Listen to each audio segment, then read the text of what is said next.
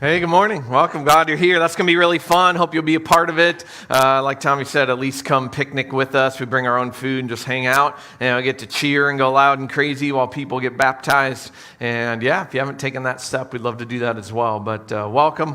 If I haven't met you yet, I'm Carter, campus pastor here. Glad you're here today. Glad you're here. I wanted to talk a little bit about phobias. I don't know if you have any kind of major, a big enough fear that you'd really, I don't know when a fear becomes a phobia. I don't know that line in there. But I know for some it can be maybe like fear of heights, or we talked a few weeks ago, maybe fear of like sharks and being in the ocean, which they did just see some in Del Mar. Don't worry, I'm sure they won't come down here. That's so far away. If I had any phobia, I don't know if it's like officially diagnosed. I'd say the one closest for me would be claustrophobia. Definitely tight spaces. I don't know if it comes from, I do remember clearly just one time as a kid, just some friends kind of messing around and kind of like locking me in a closet, like kids kind of do to tease each other. I remember I did kind of freak out. I think I actually like kicked a hole in the closet door to get out and stuff. So I don't know if that's where it comes from. I mean, I can be in elevators and stuff, but it's definitely hard to watch like movies, and they're just crawling really tight spaces. There's some of that in the newest Stranger Things as well. But there's a movie last year with Ryan Reynolds just called Buried, and the entire movie is him just buried alive in a cat. And they just filmed the whole movie, just him stuck in there trying to figure it out. I did not see that movie because I don't want to sit through that. Can I just ask, can you just please not bury me alive? I mean, just double check, just whatever you got to do, triple check maybe. I just don't want to do that. No, there's a ton of phobias. There are some that I didn't know were actual ones. I know, fear of heights and some of the different ones. These are real, all right, because they're on the internet, so we know they're real. And no, but they are real. One is autophobia, which I would think is like the fear of cars, I guess. But it's not. It's actually fear of being alone. So if you have that, that's autophobia. Cryophobia, not the fear of crying, although I think most men actually have that fear. But cryophobia, actually the fear of ice or cold, which is why we live in San Diego. So you don't have to wrestle with that fear because we're all out here, right? Cacophobia, this one was just weird, so I just had to tell you this one. Cacophobia, the fear of ugliness. And I don't know. There's so many jokes there, but I'm just not going to go there because we're in church. But I thought that was a weird one. There's ephebophobia, which is fear of teenagers. And if you've never had that, if you become a parent, you will have that fear one day. All three of mine are teenagers right now. I now have that fear. And here's one of the greatest. Pagonophobia is, no joke, literally the fear of beards. And if you have that one, I'm sorry, you're just at the wrong church if you have pagonophobia, because all our staff, it seems to be a requirement or something. But anyway, no. You probably have heard, for real though, I mean, the top two fears really kind of across humanity, I guess. Number two, of course, necrophobia, which is fear of death or dead things, even talking about death. They say 68% of people have necrophobia. But that's not the number one. I would think fear of death would be number one. Number one fear, of course, is glossophobia, fear of public speaking. Right? They say 75% of people fear public speaking. That's why, if I can steal from Seinfeld, he would say, when most people are at a funeral, they'd rather be the one in the casket than the one giving the eulogy. So that's pretty good. I wish I would have come up with that. I face fear of public speaking every week with you. So no, I actually thank you, God, for not giving me that fear. But it's a real fear, right? It's a tough one. And I wanted to talk some about fear, because some fears are kind of like that. There's situations we can usually avoid. Other fears, we can't really avoid it because it's coming because life's always coming at us. Because life gets chaotic and fear comes in. And fear actually isn't fully a bad thing. Fear is actually very natural, and fear can be very helpful. Because fear makes us pay attention, right? Fear makes us react. It's good to be afraid of my kids touching hot things or playing in the street, right? So we should have fear, and it keeps us on our toes. It helps us to react in ways. The problem comes when fear starts to take over. When fear comes in and it becomes so overwhelming, all of a sudden our fears become kind of bigger than anything else. That can lead us to do all sorts of things, and it can even end up impacting us, spiritually. All of a sudden our problems, our life, real life stuff seems bigger than our God is. And fear can hurt our faith, can take away from our faith. It can cause people to walk away from the faith. It's fear. And so what does God want us to do when it comes to our fear? When you study it in psychology, they talk about how people have kind of three main responses to fear. It's freeze, and then fright or flight. And we're actually going to look at a few of those different responses that one guy in the Bible ended up kind of having all of those. But what's the response God wants to have? Is it one of those? Is it something different? What if it's possible to let fear actually fuel our faith? Actually build our faith instead of take away from our faith? Like, what if that's possible? I want to look at a guy named David.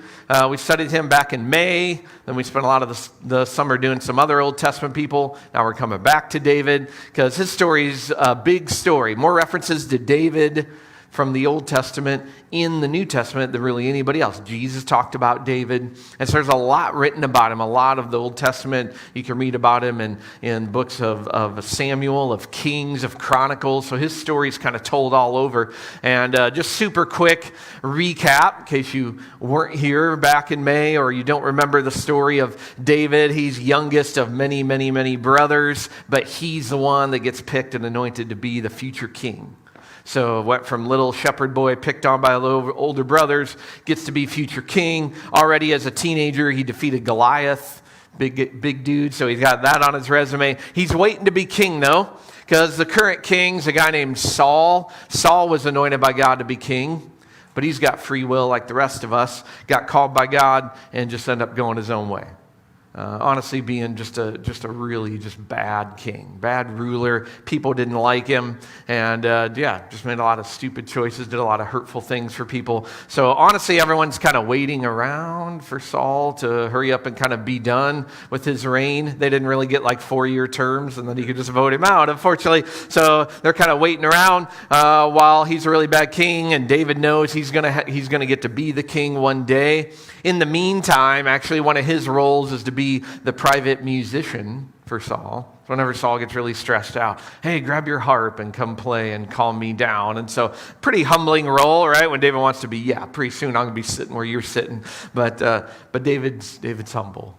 And so he does that. The problem is Saul starts to get really jealous of David. People start hearing, hey, this kid's the one who beat Goliath, word spreading. He's going, like his stories are going viral a little bit. Some people are really hearing about David, and Saul hears about this, and he actually just gets super jealous, really paranoid. Maybe you've known people that get like that. All of a sudden, they just feel like, he's out to get me.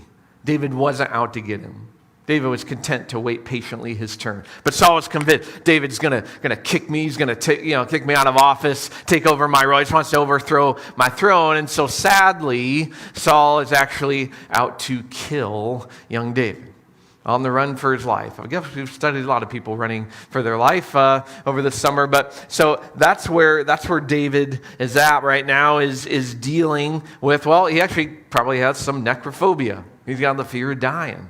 And it feels like he's about to die because Saul's hunting him down. Saul's got all the resources of the king's army. And David's just a teenager just kind of running. So just to make it more complicated, sounds like it's out of Hollywood, but it's a true story. Just to make it more complicated, Saul is actually the dad of David's best friend. So David's closest friend, Jonathan, they're really connected. You see a lot of kind of beautiful stories of them. They're just tight friends, kind of blood brothers kind of thing. And it's Jonathan's dad that's Saul kind of going crazy. So that's where we'll pick up the story in 1 Samuel chapter 20. You can follow along. It says, then David fled. He did a lot of fleeing when he's running for his life. He fled from Naioth at Ramah, and he went to Jonathan, and he asked, what have I done? What is my crime? How have I wronged your father that he wants to kill me? I mean, you can just hear the desperation in his voice. Like, come on, man. Like, what more can I do? Like, your dad's out to kill me. Never, Jonathan replied. You're not going to die. Look, my father doesn't do anything, great or small, without letting me know. And why would he hide this from me? so it isn't so. I mean, Jonathan's in denial. I don't blame him. I mean, I would defend family. Someone starts accusing my parents of something before I even know the facts. I'm just going to say, well, I'm sure that's not true. And that's what Jonathan's doing. But David took an oath. He said, no, listen, Jonathan, your father knows very well that I have found favor in your eyes. In other words, he knows that we're close friends. He has said to himself, Jonathan must not know this or he will be grieved. Yet as surely as the Lord lives and as you live, there is only one step between me and death. You can hear David, and that's some deep fear. I don't know if you've ever kind of said that, man, if anybody ever finds out I'm dead, I'm a goner, right? Like we kind of say it like that. But for David, he's like, yeah, I'm a step away from death. I mean, this is someone in an extreme fear. So Jonathan says to David, well, whatever you want me to do, I'll do it for you. I mean, that's a loyal friend. Well, here's what David comes up with for Jonathan to do. Here's his plan. It doesn't say that he prayed about it, so I think he just comes up with it. David said, well, look, tomorrow's the new moon feast. I'm supposed to have dinner with the king, but let me go and hide in the field until day and until the evening of the day after tomorrow. If your father misses me, if he notices I'm not there, tell him, David earnestly asked my permission to hurry to Bethlehem. That is David's hometown. Of course, ended up being Jesus' hometown. Because an annual sacrifice is being made there for his whole clan. And if he says, very well, then I'm safe. But if he loses his temper, then you'll know that he intends to harm me. As for you, Jonathan, show kindness to your servant, to your friend, for you've brought him into a covenant with you before the Lord. In fact, if I'm guilty of something, just kill me yourself. Why hand me over to your father? You can see he starts going back into kind of desperate fear again. Never, Jonathan says again, if I had the least inkling at all that my father was determined to harm you, wouldn't I tell you? So you can see this back and forth. David he's just panicked. He's just like, we got to try something, right? 'Cause that's what we do. We get desperate when our fears take over. And Jonathan keeps trying to say, no, don't worry about it. Don't worry. Like, I'm his kid. Trust me, I know what my dad's doing. Well, he doesn't. He doesn't. But that's the problem with fear. Even though it's natural and it can be a helpful thing, it can be a really harmful thing. It can lead us to just instantly just kind of lose perspective, kind of forget what we know about our faith, what we know about God, start doing foolish stuff, crazy stuff. We can end up lying. I mean, you think about most lies that we tell, kind of lies, deception, they really come from really fears about different things. You know, if you're lying to get out of something big, then it's fear. Fear that I'm going to lose my job. Fear I'm going to lose my marriage. Fear even getting caught by the police or whatever it is, right? So people lie really out of fear. But even really kind of our small lies are kind of out of fear. It's funny, we came up with the term white lie. I guess that just makes us feel better. Well, it was a white one. It wasn't like a black lie, right? It was like a white lie. So I'm sure nobody's hurt by our little white lies, right? You think about all those kind of little white lies we can have. I don't know if you've used any of these. Please raise your hand if you have. You don't have to do that. Right? But I mean, maybe you said some of these. If you've ever done yeah, don't worry, I'm on my way home, but you haven't left the office yet. Yeah, that one. Have you ever done this? Oh, yeah, I totally remember you. And you have no idea who they are? Don't worry, I never do that at church because we're here. So don't worry, I always remember all of you. And, right, I don't know if you've used that one. Or how about it's not you, it's me? I mean, honestly, that is a lie, if we're really honest, because, I mean, it is kind of you. You know, I mean, most of the time in those.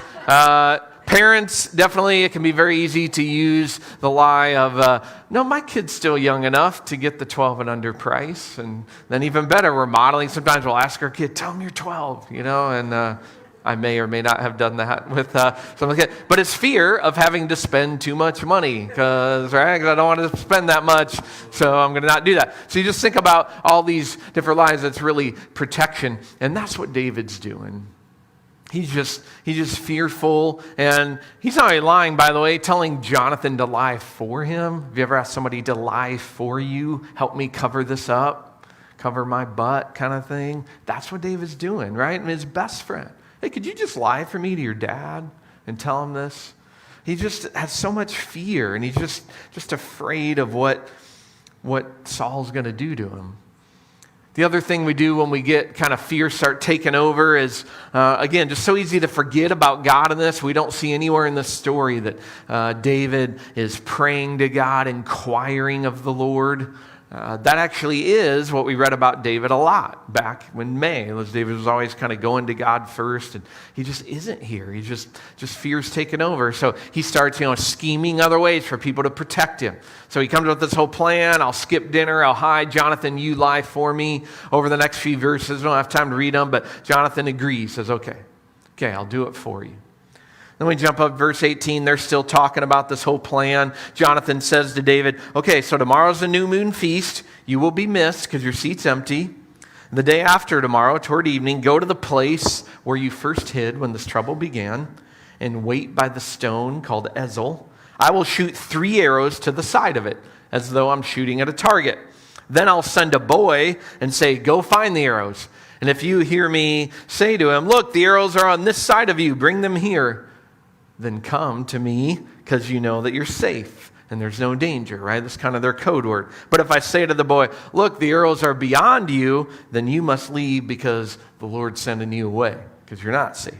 And about the matter you and I discussed, remember, the Lord is a witness between us forever. He's just saying, remember, we have this oath, this bond forever. But you notice now, not only is Jonathan pulled into the lie, now this random boy is pulled into the lie. And sometimes we start to do that. Now we're affecting all these other people because our fear. Because our fear just drove us to do stuff. And man, David, one of the great things to study about him is he's always turning to God first. And you just don't see that anywhere in the story. Because fear starts to make the problem of our life just seem so much bigger than our God. And then the thing that fear ultimately ends up driving us to do is to just hide.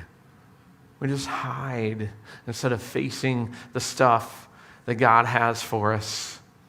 And I don't know, I got to ask you where you might be hiding right now in your life. What you're hiding from. You don't have to answer out loud. Don't worry about anybody else. It's just let God do his work in you. But what are you hiding from right now? What are kind of the conversations? Hiding from having situations you're hiding from facing. I think about it's just so easy to want to hide from having to deal with a tough conversation we know we got to have with somebody, showing some tough kind of love.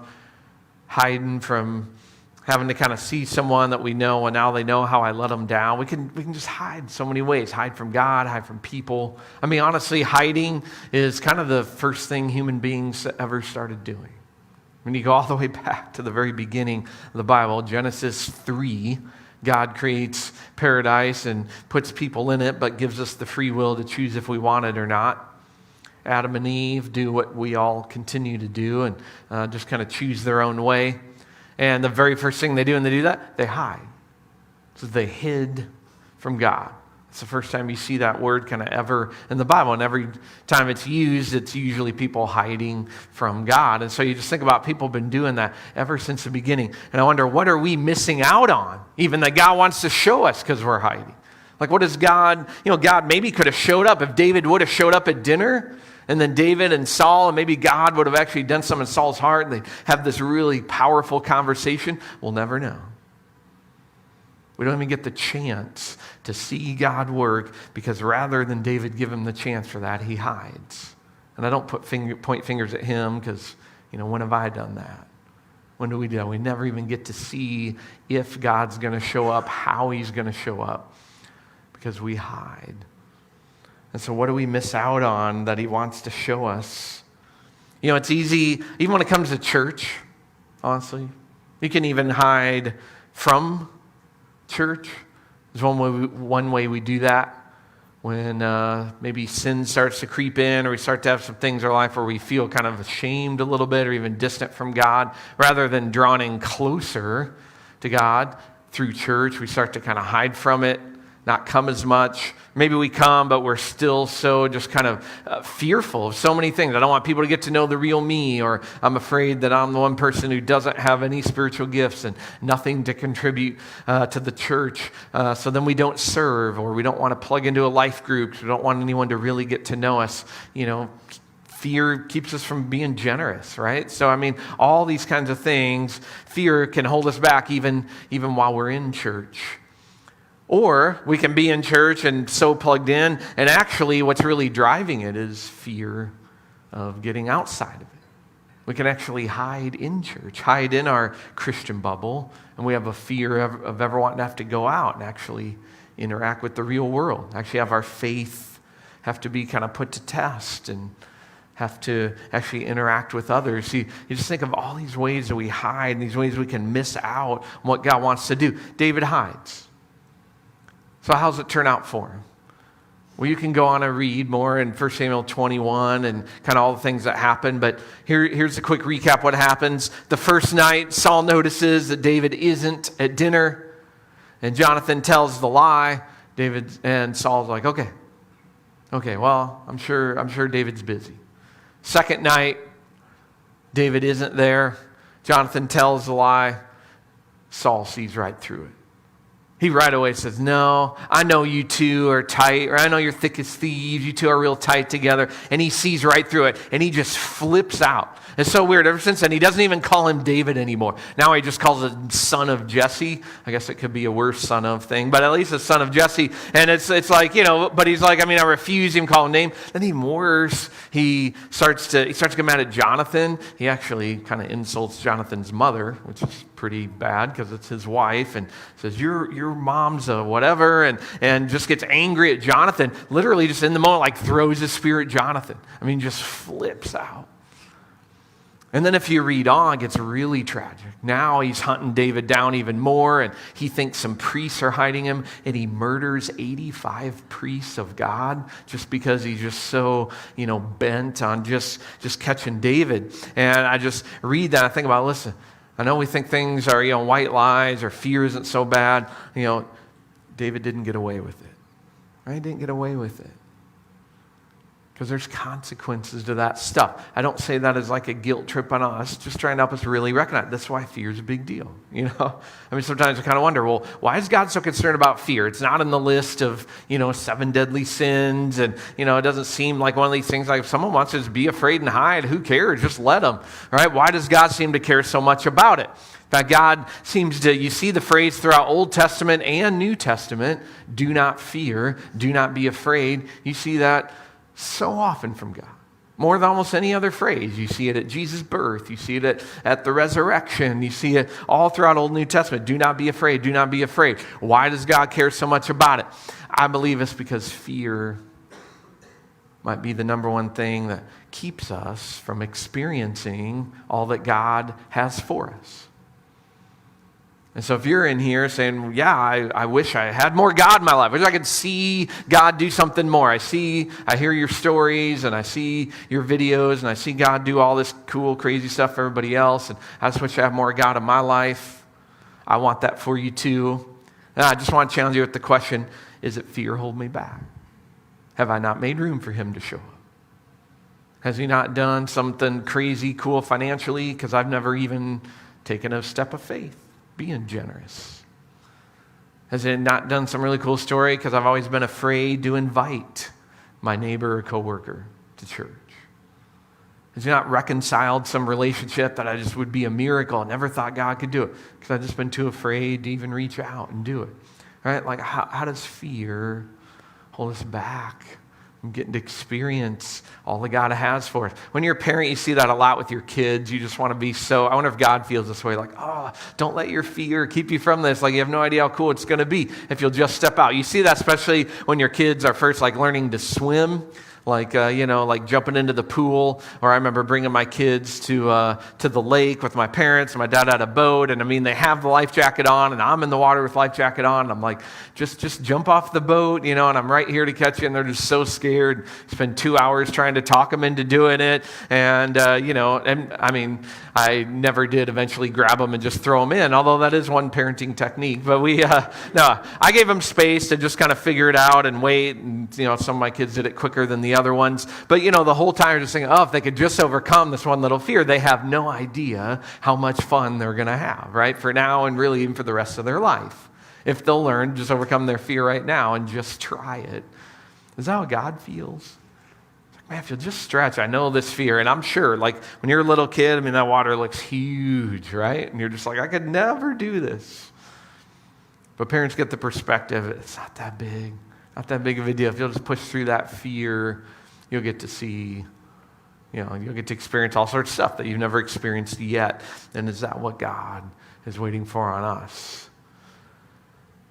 Tragic story with David, right? He hides, he misses out.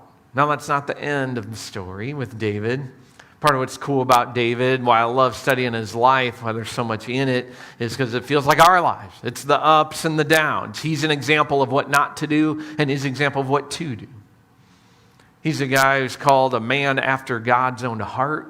So he's one of the most godly people we can study. And he also has some of the worst sins we see anywhere in the Bible. So he's that whole mix of both. But part of what David does at least learn to do in the many times he's running for his life is to refocus on God.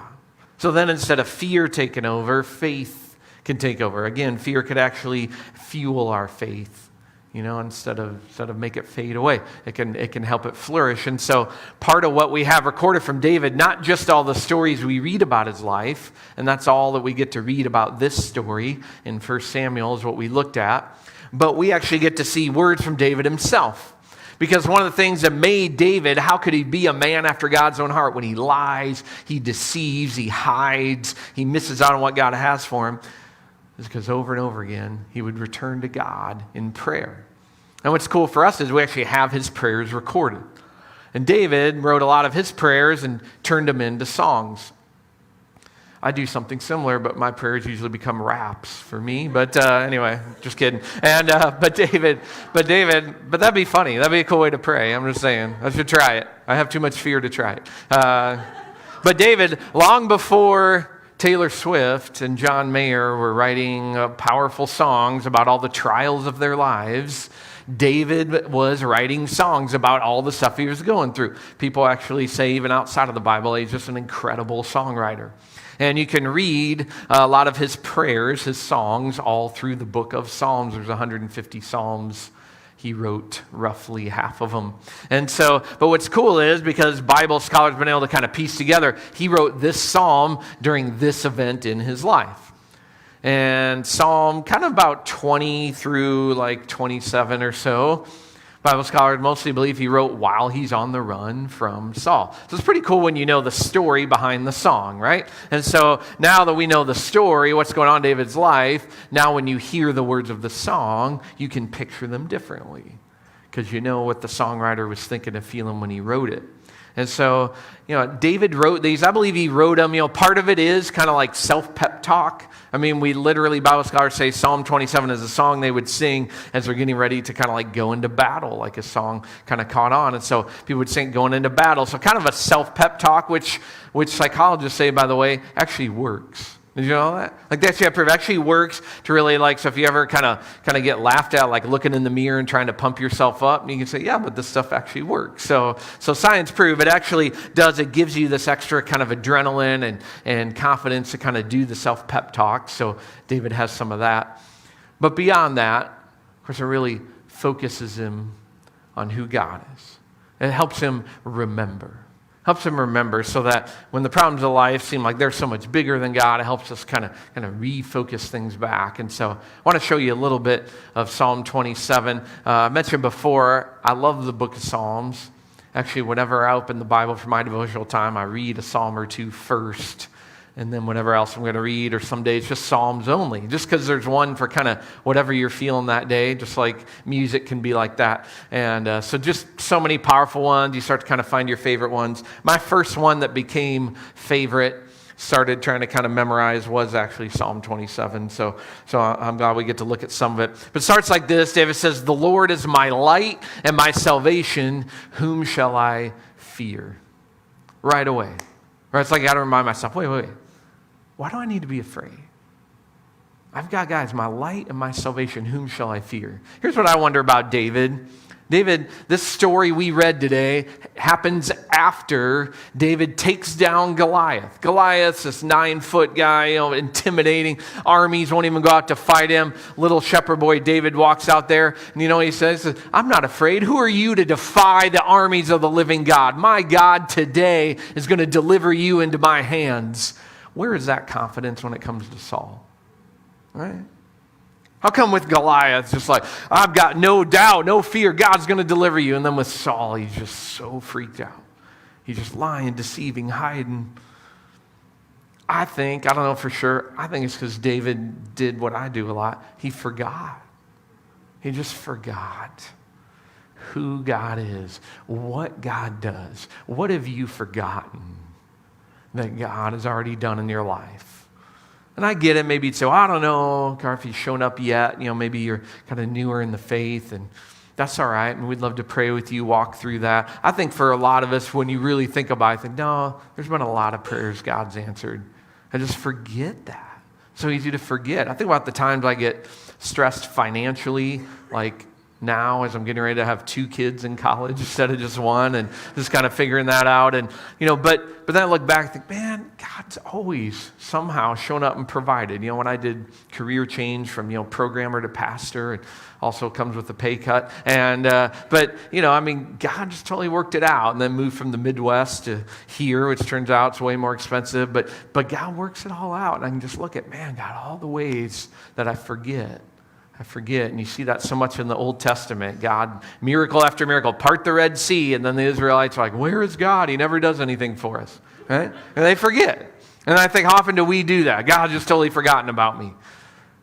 Yeah, but what was the last answered prayer he did? Actually, one of the most common commands you see a lot in the Psalms, but all throughout Scripture, most common thing God commands is remember. Remember, he says ponder, he says meditate. Isn't that cool? Because that's a powerful word in our town here in Ocean Beach. It's actually a really biblical concept, right? You can redeem it, get it back focused on who God is. But what a powerful concept to meditate, ponder, remember. It's like God saying, listen, you guys don't realize it yet, but you're going to forget. You're going to forget me a lot. You're going to forget all the stuff I've done. So I'm telling you over and over, remember. That is part of how you face your fear. Start by, all right, let me pause, just remember, what has God done? That's what David says. He's my light. He's my salvation. I need to remember who God is and what he does. Here's what he writes next. Says, the Lord, here's what he remembers about him. The Lord is the stronghold of my life. Of whom shall I be afraid? He's asked that question twice now. When the wicked advance against me to devour me, when my enemies attack me, they will be the ones to stumble and fall. You think he's talking about Saul there? Right? When the wicked are after me and attacking me. Though an army besiege me, my heart will not fear. Even though war breaks out against me, even then will I be confident. Maybe you're in a spot right now in life where you feel like war is kind of broken out against you. Sometimes we feel like that. You feel like everybody at work's against you. Everybody in the family's against you. Or just life is against you, right? Sometimes we just feel that. It feels like war breaks out against. I was looking up that phrase also meant in Bible times, not just people attacking, but also just all the ways are blocked. We just feel like, yeah, it's like everything I try to do, everything's blocked. And David says, even when that happens, I choose confidence. He says, I will be confident. What if we choose to have a confidence in God over our fears? We say, you know what, fear doesn't have to call the shots in my life. I would actually tell you to not just don't be afraid. I'm not going to tell you that, because I think if that would work, then it would have worked by now. It's like, that's the problem. I wish I could not be afraid. I believe it's more what we see with David when he writes these things. It's feel the fear and do it anyway. Feel the fear and walk forward anyway. Of course, it's Psalm 23 is when he says, I walk through the valley of the shadow of death. Right? And so I'd encourage you, instead of feel the fear and hide, that's what David did. He's trying to get back to a place where you can say, I feel the fear and I do it anyway. I'm going to choose confidence that God's going to come through it anyway, even in the face of that. And so when we choose that, that's about relying on who God is. Ultimately, David, of course, the story we read, he's relying on his own schemes and plans. Maybe this will work. You lie for me. Hopefully this will cover it up. And then disaster and tragedy happens. But here he's trying to learn and remember how to rely instead. And here's the last piece of it that we'll read. I love this part of it. It's actually my favorite part of it. He says, one thing I ask. Isn't that cool? Here's the one thing I pray. One thing I ask, this only do I seek, that I can dwell in the house of the Lord all the days of my life. That I can gaze on the beauty of the Lord. That I can seek him in his temple. For in the day of trouble, he will keep me safe in his dwelling. He will hide me in the shelter of his sacred tent. He will set me high upon a rock. By the way, if you've never tried it, go stand on Sunset Cliffs, especially when the waves are hitting really hard, and then read this part. That war's breaking out again, so you're watching waves crash, and you're just standing high on this rock. You're not even getting wet. It's pretty cool. I did it once. That's pretty powerful. Right, and you see that over and over. He says, this is the one thing I just want to live in your house, God. Dwell with you. He says, your house, your sacred tent, your dwelling. He doesn't mean I just want to go kind of hide in church all the time, because we know God isn't confined to a house. If anything, New Testament says we are the temple of God. And so David's saying, I just want to be close with you. Close with you. I just want you to just refocus me and get me close on who you are. All the days of my life, gaze at your beauty. That's what worship is, by the way. And I know for some of us in here, like worship is your favorite part and why you come, which is awesome. And for some of you, I'm just kind of waiting for this part to get over. But wherever you're at, I want to encourage you, though, that's the point of worship. Even if you're not a singer or music doesn't speak into your heart, at least let the words are meant to refocus you. That by the time Sunday hits and all other stuff you and I are facing and our problems seem so big and God's small, we're forgetting again who he is. We pick these songs. These words are meant to remind us how big our God is. Refocus. Yeah, God, remind me. Right? And these words, and they're poetic, meant to be poetic and powerful like the book of Psalms. So it is meant to refocus us on how big our God is. And that's what David does in this. He says this one thing. So that'll be the other big key to really kind of overcoming fear in our lives is, what would it take for you to kind of worship God more? And maybe you do it through music, and if you do, of course, you can do that even when you're not here, obviously, in lots of ways through music. But if it's not through music, what are the ways that help you refocus on God? And maybe it is kind of sitting out, kind of staring at the ocean, or being in the mountains, looking at the sunrise, the sunset. I encourage you to figure that out, and we want to help you figure that out. What helps you refocus on God most? What helps you feel like you're in a place where you worship, where you feel him present and focus on that? That's how we learn to kind of live with fears, kind of overcome them. It's not a formula. It's not kind of a magic kind of 3-step thing. It's just these kind of powerful practices of how do I keep God at the center instead of my fears just kind of creeping in and taking over. So I just want to encourage you in it. We just always want to get as practical as we can. It's a harder one. Hard one to be practical because I know we're facing all kinds of different stuff. But at the very least, it's knowing this. You can write it down or take a picture of the screen. You can make it your phone lock screen. It's kind of that reminder to you. I'd say one for you would be Psalm 27. What if you started every day and ended every day just for the next 7 days? Say, I'm just going to read Psalm 27. Once in the morning, once at night before I go to bed. I think you'll pick up different stuff every time you do it. It won't actually get repetitive and boring to you. You'll actually see different stuff in it. Maybe you need to do something powerful like, okay, write down my biggest fear and actually carry it with me. Because then when I feel it kind of creeping into my mind again, pull it out and say, God, I'm just giving this to you again. I'm just praying over you again with it. Maybe that's how you get practical with it. Or maybe it is just that, what is that one step you need to do to just come out of hiding? Just quit hiding. Finally kind of jump in the water, say, all right, God, I'll try experiencing something I haven't yet. What is that? We want to use our final minutes together, just kind of create space for you to get to just kind of refocus on God. So we'll actually read, before we kind of sing our final song together, I want to read a little more of Psalm 27. And actually, I'll read it out loud together so that you get the opportunity to really kind of speak it and read it out loud. So bring it up.